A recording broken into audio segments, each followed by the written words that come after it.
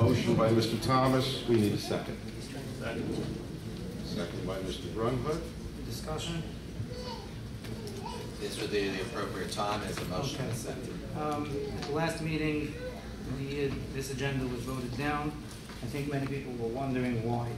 I would like to just ask a couple of questions and explain why, as a board member here who's on this board for the express purpose of transparency, fiscal responsibility, and overall common sense, it's a little bit hard for us to go through these agendas step by step, almost like a cat and mouse or a detective game.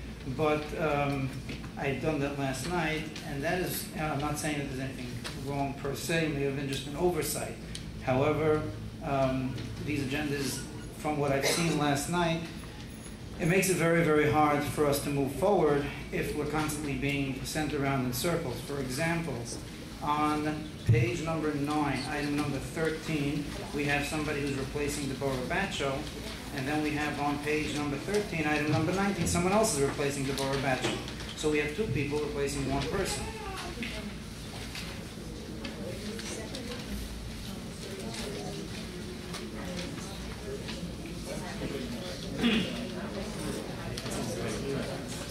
We pay attention.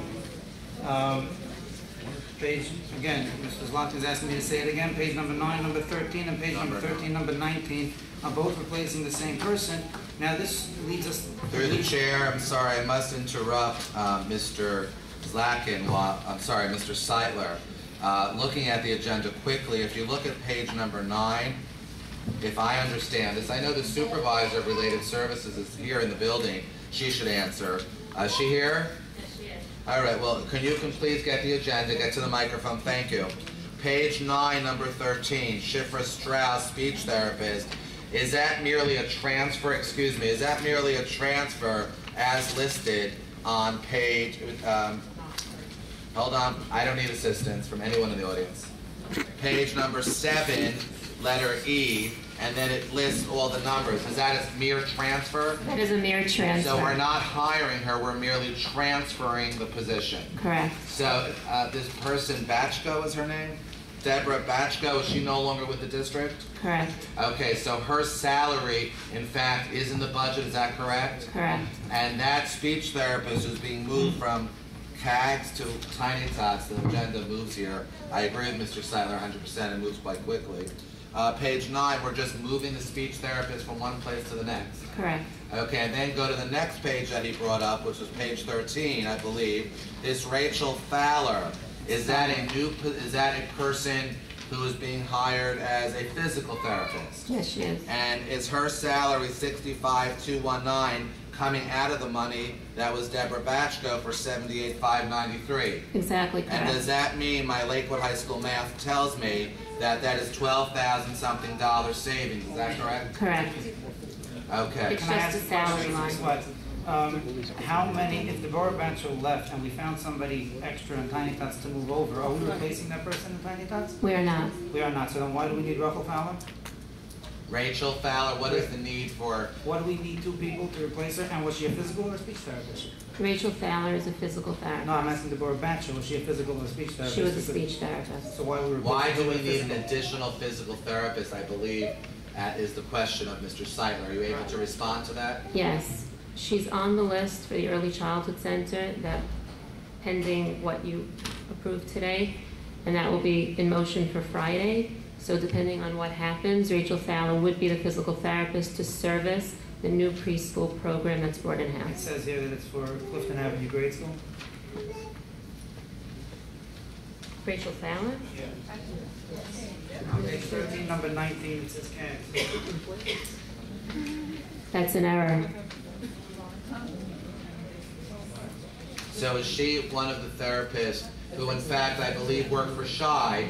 Is that correct? Yes, she's a And actually, this therapist. board has instructed the staff, have they not, to attract the best therapists so we can produce in-district program. Is that correct? That is correct. And is it true that Ms. Fowler will be utilized at the Early Childhood Center for special ed children if that program exists based on the addendum that was read today? Yes, that's correct. Thank you. So So can I ask you Mr. a question? Seitler is correct is pointing out Yes. that she needs to be listed at the Early Childhood Center. Yeah, in the- And number two, he's correct that if we do not do our own, then she will not be hired. Ms. Weiss, if you could remain at the microphone. Yes. And Ms. Superintendent, I would ask from now on that every supervisor who gets paid be at these meetings. So the board has a right, in public if necessary, to ask the questions. You have a I know that's done in Jackson schools. Is there a problem with that? Mr. Engelbach, Thank you. Don't you talk out of turn. Duly noted, yes. Mr. Engelbach, I still have another question, because on page number 16 on the addendum, Rachel Fowler is still being replaced with Deborah Batcho, who never worked in the preschool program.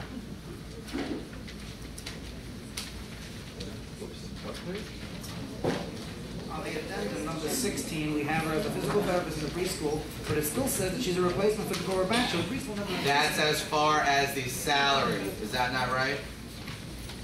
Let Ms. Wise respond. So the addendum is correct. Number 16, it says preschool physical therapist, Rachel Taylor. That's the same person. I did not review the agenda. I only reviewed the addendum. That's just one. Number two, I don't know if everybody here is aware, but that some of the board members requested a list of all of the retirees and those who are replacing them. We got this list, and I would have assumed that it was correct. However, I have numerous issues with this list, and I would like some answers. Number one, just from today's agenda, there are 5 people on today's agenda which are claimed to have been retired that are not mentioned on this list. Elizabeth Allen, Megan Zeeler, Michael Lax, Lauren White, and Tess Hartelis. All these people are mentioned here as being replaced by others because they retired, yet they're not on this list as far as I can see, unless they have different names. Excuse me, they're not, none of those names you stated are retirees. If you read it, it says they resigned or they were terminated, and they were not part of the original 24 that were terminated or non-renewed back in May. That's the list I was asked to put together, unless I was misunderstood.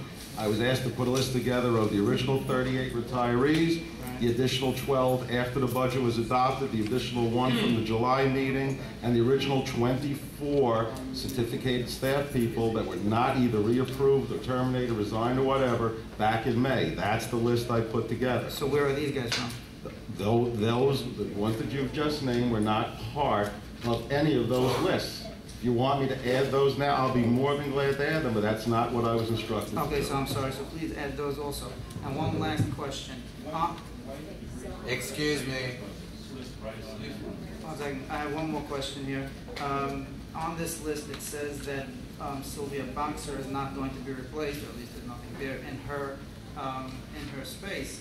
Now, on today's agenda, it says very clearly that Harvey Cooper is going to be transferred over to replace her, which is fine, because that means that it's not really a new... No money.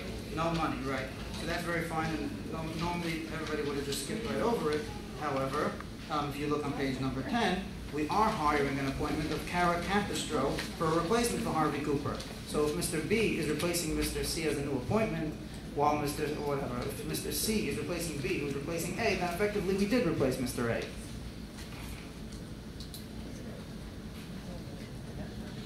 Through the chair. Now you know why the public has all the difficulties that we have. We have the same difficulty. Thank you. True. Somebody. Does the administration have an answer? Mr. Seitler at this point brings up a good point.